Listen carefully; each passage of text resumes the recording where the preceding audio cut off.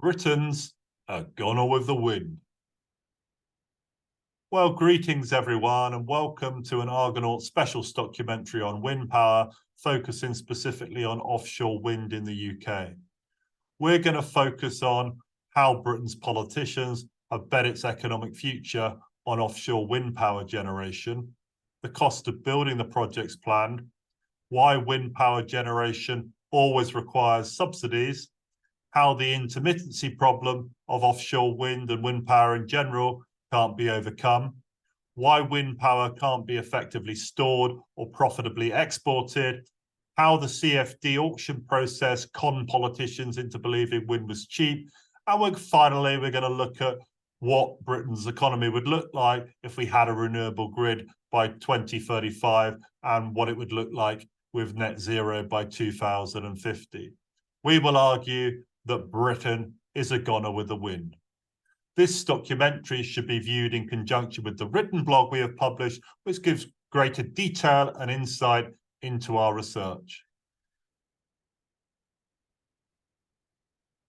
Betting it all on offshore wind.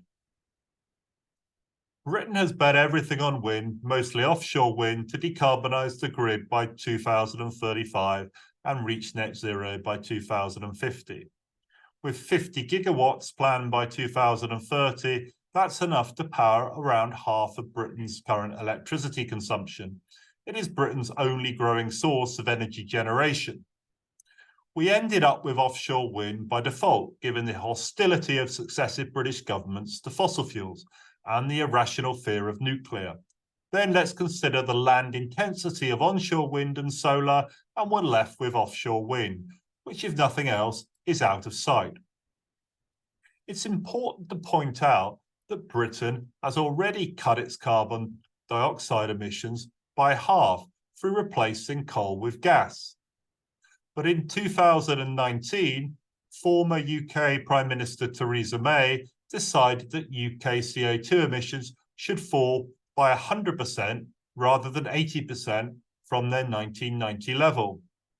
As current PM Sunak has noted, this economic momentous decision was made without any democratic accountability, cost-benefit analysis, or even assessment of whether it was really possible.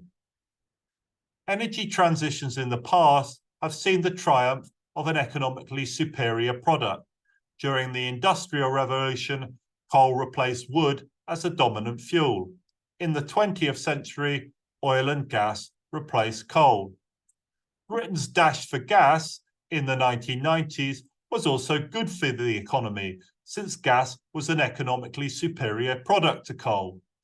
In fact, it was the North Sea oil and gas industry which gave the country its energy independence from the 1970s OPEC oil embargoes and has underpinned its economic renaissance in the 1980s. Where the enforcement by government of net zero and the replacement of fossil fuels with offshore wind differs is that for the first time in human history, we are seeking to replace an economically superior product with an inferior one, wind power, which previous generations had discarded as being too weather dependent, too expensive, and generating too little surplus energy relative to the upfront investment and energy costs. Since the free market would never embrace an economically inferior product, this transition requires constant government subsidy and coercion to ensure the survival of the unfittest.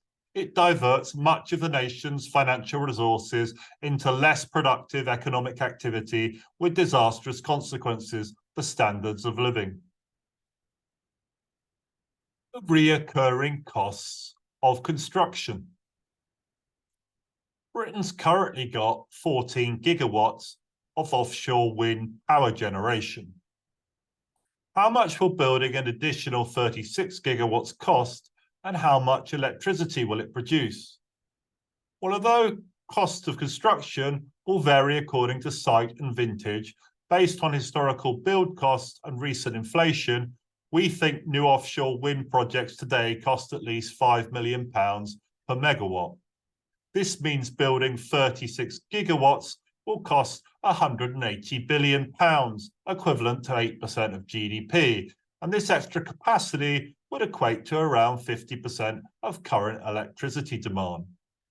But since the government is also planning to double electricity demand by 2050, we assume at least 492 terawatt hours of additional renewable power will also need to be built between 2035 and 2050. This is an 8-fold increase in wind energy capacity, and to put this into perspective, 112 gigawatts of deep water offshore wind would cost £560 billion, or 25% of GDP. Despite many viewing the energy transition as a one-off cost, the useful economic life of wind turbines is officially just 25 years, though some industry experts suggest the high cost of repairs and technological obsolescence of wind turbines in deep salty water may make it uneconomic to continue to operate them after just a decade without the very generous pre-2017 legacy UK subsidies. This means future environmental impact of decommissioning mineral-intensive turbines and incurring massive new construction costs every 10 to 25 years. The size of the proposed mega offshore wind projects is just vast. Just 3 projects, Dogger Bank, Hornsea and East Anglia, will take up a staggering 1.1 million acres for a stated combined output of 13 gigawatts.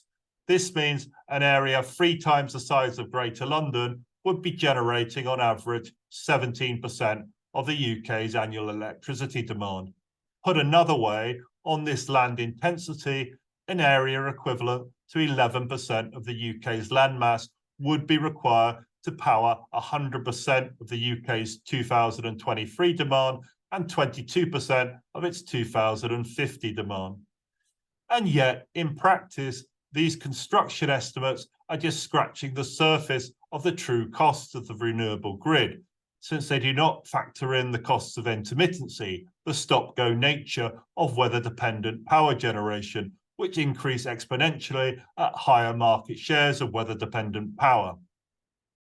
Over the course of economic history, it is rare for so much of a nation's wealth to be spent replacing a historically cheap and reliable product with a more unreliable substitute that depreciates rapidly and will always require ongoing taxpayer support. Why wind power will always need subsidies. There are almost no offshore wind projects operating today in the UK in the free market. It is curious how any industry that relies so extensively on subsidies can claim it is the cheapest product. If it was the cheapest form of power in the free market, it wouldn't need subsidies to ensure its success, or for the government to double the cost of its main competitor, gas power, through carbon taxes. Let's consider why wind farms refuse to operate without a government-guaranteed price. If the wind is blowing in the North Sea, it is usually also blowing in the Irish Sea, so that UK wind farms tend to only produce power at the same time as their peers. At lower market shares of wind power, this is less of a problem, but as more wind power generation is built, we will have a glut of wind power when the wind blows, which can't be used, but which consumers still pay for through the subsidies. When the wind doesn't blow, which is more than half of the time, we will have even higher power prices because reliable gas will incur higher costs of ramping up and down production. Consumers will end up damned if the wind blows and damned if it doesn't. Without guaranteed subsidized prices, wind farms operating on a large scale would either be forced to find a solution to their intermittency or realize much lower prices than average in the market. Building more wind is building an economically useless and parasitical product. Wind farm operators don't care, since as the government guarantees to buy their output, whatever its value, and pass on that cost to the consumer. This is why wind power operators demand a guaranteed price for at least 15 years through the CFD price guarantee before they agree to build their projects. Intermittency problem. We all know that wind power doesn't blow consistently, but it seems that our politicians aren't aware of how big a problem this is and how it results in higher electricity bills for consumers. As is illustrated by this graph, which shows the market share of wind power on the electricity grid over more than 70,000 half-hour discrete time periods since the beginning of 2021, the market share of wind power already fluctuates between 0 and 60% in 30 minutes, in a manner that the weather rather than we can control. The national grid manages this problem, which will only get worse as more wind is built. When the wind doesn't blow, it must bid up supply from producers of reliable dispatchable power, gas, nuclear, hydro, coal, biomass, who match supply with demand and to avoid blackouts. Conversely, when there is too much supply of wind power that cannot be used or stored, the grid makes low or even negative bids and discourages production. This means that as the UK increases its wind generation, power prices will be even more volatile, which is not a sign of a well-functioning grid.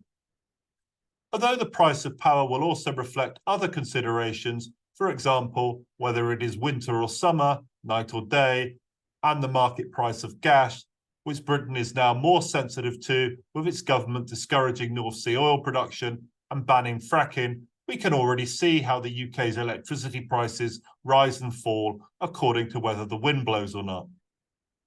Let's see what happens to power prices when the wind doesn't blow. When the wind is less than 5% market share, 14% of the time, the average power price is very high, at £180 per megawatt hour. The average power price falls as wind market share increases. To look at the same problem another way, when the power price is extremely high, the share of wind is always low. At over £400 per megawatt hour, which happens just 2% of the time, wind market share is on average just 11%, and at incrementally lower prices, it increases. Let's now look at what happens when the wind blows. When the wind market share is over 55%, which happens just 3% of the time, the power price is on average just £50 per megawatt hour, and it increases in a linear manner as the wind market share drops. We can also see that when the UK power price goes below zero, indicating a glut that can't be used, which happens 3% of the time, the wind market share is on average 46%. In other words, we already have a glut of capacity when the wind blows. Adding more wind generation will only make UK power prices more volatile with weather-dependent surpluses or gluts. We already have too much wind power, not too little. Crucially, the price achieved by excess wind generation does not adjust to reflect this low value, since it is still guaranteed by the CFD.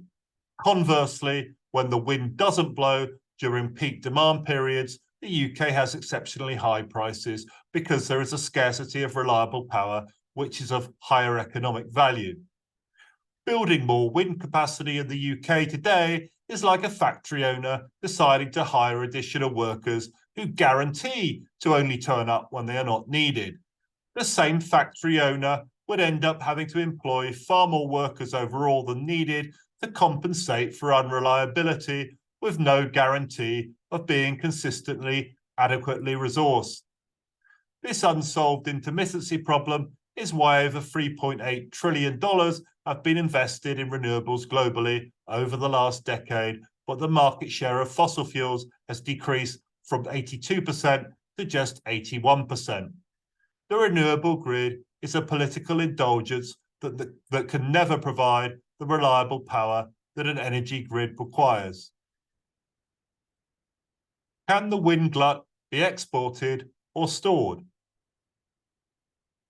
Net zero disciples will continue to advocate that Britain plough on regardless with their unsustainable economic model and continue to overbuild wind, requiring higher subsidies, in the hope that surplus energy generated on windy days can in future be efficiently exported or stored over useful time periods in a cost-effective, scalable manner. Denmark is the model for exporting wind. It operates on average wind market share of nearly 50%, albeit with the highest power prices in Europe. Denmark trades its sporadic surplus with Sweden's nuclear or Norway's hydro, or with the larger German market, at prices that reflect the lower value of intermittent power.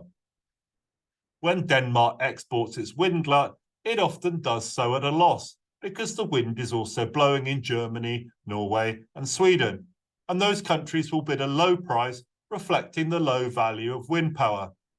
Because Britain is a bigger economy than Denmark, its surpluses will be less easily absorbed by export.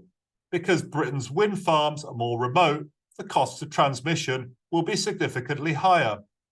Moreover, if Britain exported its wind, it would also be at lower prices, likely much lower than the guaranteed CFD price which Britain's wind operators will be paid.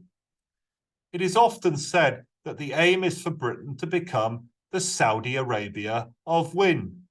Saudi Arabia produces oil for a cost of less than $10 a barrel, which it currently sells for $90, making $80 profit for every barrel of oil sold. It is a highly profitable export industry. Britain's current costs of producing wind power would be significantly above what any other country would be prepared to pay for wind power imports.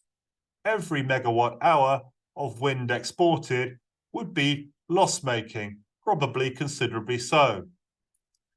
The wind operators wouldn't care, as this would effectively be funded by the UK consumer, who would be subsidising foreign electricity consumption. Britain's wind industry is in fact the complete opposite of Saudi Arabian oil. The Saudis don't export oil for less than it costs them to produce it. If wind as an export industry is economically illiterate, what about storing the wind power glut? Current battery technology is unable to offer an industrial scale solution for longer than a few hours. The building of the world's largest lithium-ion industrial battery in Trafford, Manchester, recently hit the headlines. Costing £750 million, the battery would store 1 gigawatt for 2 hours, enough to power Britain's grid for 3 minutes and 17 seconds. At higher shares of wind power, electricity will need to be stored over weeks and months, not days and hours. If we are going to store the wind glut with industrial batteries, then it's easy to see how building an electricity grid powered solely by renewables could end up costing the UK more than 100% of GDP every decade, since batteries will also need to be replaced regularly. Hydrogen is the latest unfeasible storage fad touted to justify wind overbuild. Expensive industrial electrolyzers would have to operate at very low capacity utilization, given the intermittency of renewable energy, which is why weather-dependent hydrogen will never be cost competitive. Since hydrogen is extremely flammable and difficult to store, it must be chilled to minus 250 degrees Celsius to liquefy and safely transport, with energy subject to high losses on conversion, meaning that the energy costs of hydrogen storage will outweigh any benefits. Unfortunately, hydrogen is just a complete waste of time. Wind enthusiasts are in a hole and they just keep digging, with even more ludicrous ways to justify overbuilding wind power at UK taxpayer and consumer expense. The CFD auction failure. The wind industry and its advocates previously made ludicrous claims about its cost competitiveness relative to gas. This was based on a decline in the headline CFD auction prices from 140 megawatt hours in 2014 to 37 megawatt hours in 2022, this being the level of which wind operators estimated they could make an adequate profit with a guaranteed government price. Assessing the economic viability of wind projects by simply looking at the declining prices of guaranteed CFDs in new auctions over time is misleading. It is a trap that UK politicians have unwittingly fallen into time and time again. We are not comparing apples with apples. Power when the wind blows and power when we need it are completely different products with different economic values. As we have seen, the CFD guaranteed price protects the wind industry itself from its own intermittency, the cost of which, now running over £4 billion a year, are transferred to the UK consumer. These costs will now increase exponentially as more wind is built. The CFD process also misleads the public, since headline prices are quoted at 2012 levels. Operators currently receive at least 1/3 more than the advertised price to compensate them from post-2012 inflation. And prices are automatically adjusted upward each year by inflation and for grid costs for the 15 years of the contract. Whilst it was always dubious whether wind farms built with sub £100 CFDs were ever profitable, the cost of building a wind farm composed of large turbines, which don't seem to offer much greater productivity, have risen by up to 50%, partly due to cost inflation, but also owing to higher liabilities from turbine unreliability. Perhaps more importantly, wind projects were typically funded by as much as 80% debt, meaning that the 500 basis point rise in global interest rates since 2021 has resulted in a £4 annual increase in debt servicing costs for every £100 of capital expenditure, which would add up to £100 for every £100 spent over the course of a 25-year project. This realisation that wind farms built with sub £100 CFDs will not be profitable enough is why the winners of the fourth CFD auction in 2022 at superficially low prices have suffered buyer's remorse and are actually refusing to build the projects that they were awarded. It's also why September's fifth CFD auction also failed. The wind industry misled gullible politicians into how cost competitive it actually was. Offshore wind is simply too expensive to be commercially viable, even with inflation-adjusted government-guaranteed prices which protect against intermittency and already compensate for supply chain challenges. Wind farm operators are now officially on strike, refusing to save Britain and the world from its existential climate change crisis, unless the UK taxpayer ponies up more cash. This is an embarrassing, unexplained backtrack from previous claims that offshore wind was the cheapest form of energy. This means that the prospect of building 50 gigawatts of offshore wind by 2030 now looks dead in the water. As befits a parasitical industry, wind enthusiasts have reacted furiously to the failed auction, blaming the government for its parsimony, biting the hands that feed it, and hoping that a new Labour government might prove more malleable, rather than accepting that it ever became a prisoner of its own propaganda in ever claiming that wind power was an economically feasible, scalable, and above all, sustainable solution for powering Britain's electricity grid. The renewable grid by 2035 and net zero by 2050. Whereas the renewable grid is a political indulgence, achieving net zero is truly only for those who either believe in fairies or unicorns or want to re-embrace pre-industrial standards of living. It is worth remembering that the electricity grid currently still powers less than 20% of total UK final energy consumption, over 70% of which is still reliant on fossil fuels. Most politicians seem to think that our energy consumption rates solely to the grid. Net zero, therefore, must involve attempting to electrify all economic activity, manufacturing, agriculture, transportation, home heating, forcing consumers to change their behaviour, relying on products that haven't yet been invented and probably won't be unless the laws of physics and chemistry change. And all of this powered by a dysfunctional electricity grid that only works when the wind blows, requiring a blank cheque of taxpayer and consumer subsidy. Even if full electrification could be achieved, a mere doubling of electricity generation would appear to imply that per capita primary energy consumption would need to fall by at least 60% to reach net zero, presumably with a commensurate fall in standards of living. It is worth remembering that before we discovered fossil fuels in the Industrial Revolution, standards of living had barely changed since Roman times. Since 1650, our energy consumption has risen by 20 times per capita, the real cost of energy has fallen by 90%, and our standard of living has risen 30-fold. We were told that a fossil-free future would have few costs and a positive economic benefit. While the cost of decarbonisation are becoming clearer, what constitutes success remains elusive. Like a doctor who measures success solely by the quantum of medicine administered, the UK is now locked into a financially ruinous path of full decarbonisation without ever being able to rigorously evaluate whether the patient is responding to treatment. It resembles a medieval leeching, and it threatens to return Britain to medieval standards of living.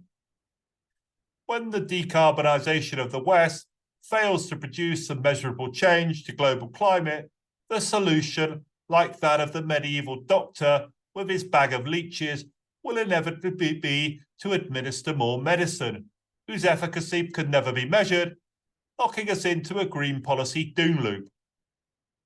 No one ever asked Britain's electorate if they wanted to live in a country which wasn't bankrupt but might be 2 degrees warmer. Britain's economic future is being sacrificed on the altar of net zero. A renewable grid will produce abundant electricity for a few days annually and prohibitively expensive, unreliable power for the rest of the time, resulting in demand destruction, supply rationing, and deindustrialization. Building more wind now has no economic value and, ironically, has an unjustifiable environmental cost. It is a monumental misallocation of capital and a generational policy folly. Britain is a goner with the wind.